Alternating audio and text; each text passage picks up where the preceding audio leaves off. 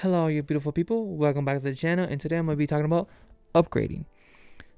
I love upgrading from an old device to a new device. Things like a phone, a console, a TV, or in this case, a MacBook, which this video is about. But first, a fit check. I look pretty good, you know what I'm saying? Anyways, though, this video is really just going to be about the perks of upgrading from an old device to a new device. Now a bit of backstory. I was in high school and my school offered Chromebooks, but I didn't like them. They were shitty, and I just wanted something that I would own. So I went with a MacBook. I got it for $800, the education discount, and been using it ever since really. So fast forward 5 years later to today. Well, not today. Well, to this year, and I got into content creation. A lot of things, it kept up, but I soon realized I needed something else. I needed more, basically. Like the applications I use, like OBS and DaVinci Resolve, they became sluggish. Or they were sluggish technically when I first got them, when installed into the old MacBook. So I was like, damn, that's actually fucking kind of sucky. But I still kept using it because I was like, maybe I'll see how this goes. But I also played games like Minecraft and Roblox, and I play those games. They weren't very fun to play with in a sense because my MacBook would always heat up. And also, too, it would just drain my battery.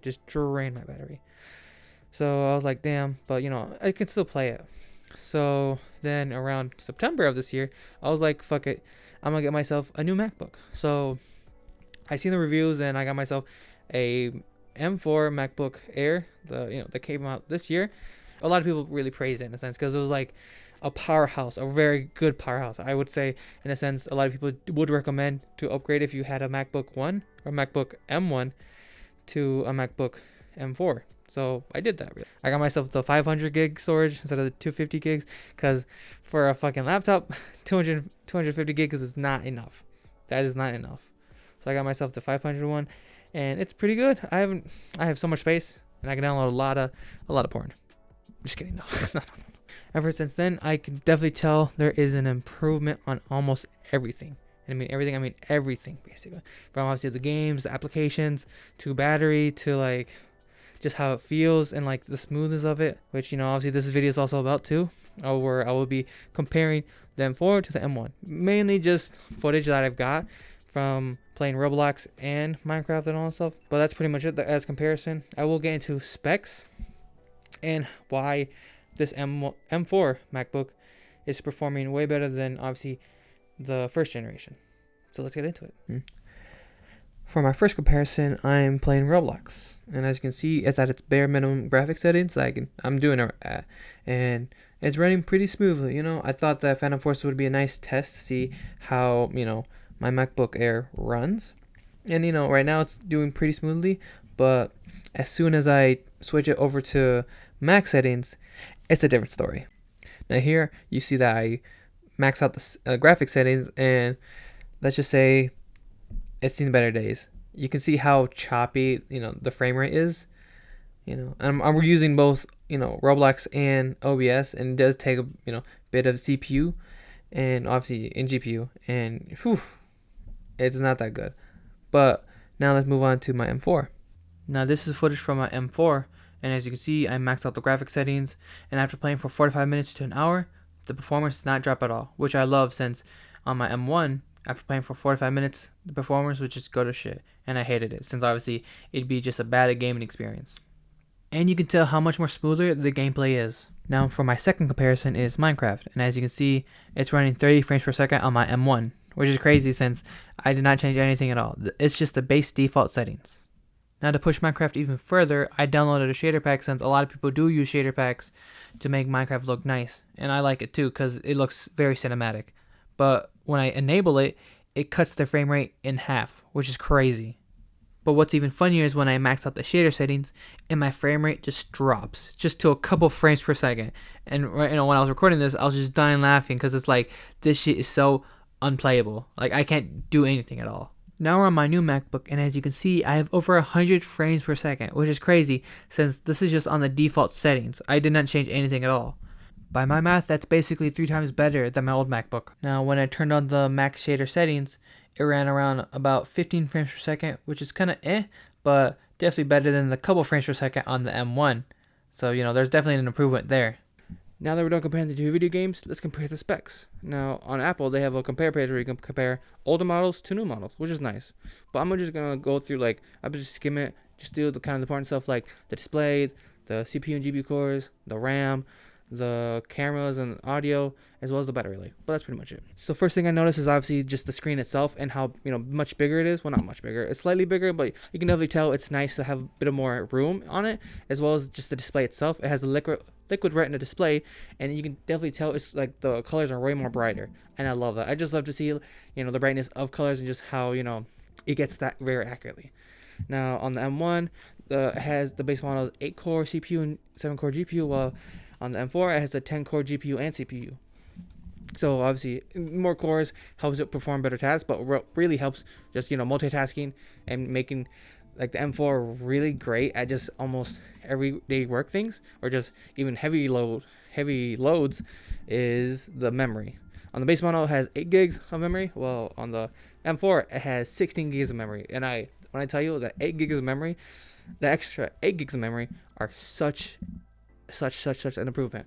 I love it so much, and you can definitely tell the difference because obviously on my M4, I can do some stuff here and there. Obviously, just medial tasks like just typing out a document, or having a couple applications or tabs and just watching YouTube. But if I want to do heavier loads like video editing and video recording or playing games, it definitely does get sluggish, and also definitely does heat up a lot. Which I noticed that on my M1, it heated up fast and it cooled down very slowly. Which is because on the MacBook Airs it has active cooling, so it has no fans, sadly. But that's just one thing that Apple does. I don't know why, but they do. But on my M4, since it has 16 gigs of RAM, it takes a whole bunch of workload at it. It's just like you throw it at it and it tanks it, and I love it so much. I can have so many applications on and all that stuff, and it won't it won't really bat an eye. It'll keep going. It'll keep going strong, which I love. And the battery life between these two, obviously, since it's the M4 chip, it utilizes the basically everything to its best ability, the most efficient way possible, so that I have enough battery to do whatever I want, which I love. I'm not saying the M1 did it. The M1 did it, but the M4 is doing it better because obviously it's just a newer model. Another note I want to say is that on the M4, it does, like, when I do push it to to do a lot of tasks, it just gets warm. Maybe like slightly hot, well, not hot, but like above warm. But besides that though, it's pretty good at not overheating, and I love that. And it cools down way more faster than my M1, which I love. So that's just it goes to show that Apple is kind of improving on some things. Well, some things in here or there. Now you can definitely tell the audio is like better. Like it's more louder. You can hear it more crispier, and most of the time I don't really notice as much. But when I'm like washing dishes or cooking and all that stuff, and I just want to listen to something, I put my thing on play, and obviously I can hear it, and it's very loud, so I like it. While the M1, it's you can it's there. Now the camera though is a different story. Now I would never use my M1 for like video recording and all, like the pre-installed camera. I would never use it. But on my M4, I've used my camera for streaming, and it is good quality, to be honest. The reason why, well, the M1 has a 720 camera, while the M4 has a 1080p HD video recording camera, which is pretty cool. Now that I've shown you my case on why I think upgrading from an old device to a new device is better and definitely worth it, even though I was just comparing my old MacBook to my new MacBook, this can be applied to basically any other device, like phones, consoles, TVs, monitors, or any electrical appliance or device. Every year, technology gets better, and because of that, it also gets cheaper. Like an example for monitor screens, a $500 monitor screen a couple years ago are now basically $200, and it's still the same quality. It's just gotten cheaper since technology has gotten better. So there's actually better stuff, but the same quality TV or monitor is cheaper, which I love so much. But I think that's pretty much it. I've been recording for so fucking long and so many voice lines. God damn. But that's pretty much it. I don't know if you liked this video or not. If you did, hit the like and subscribe button, and I'll see you in the next video. Adios. Or outro.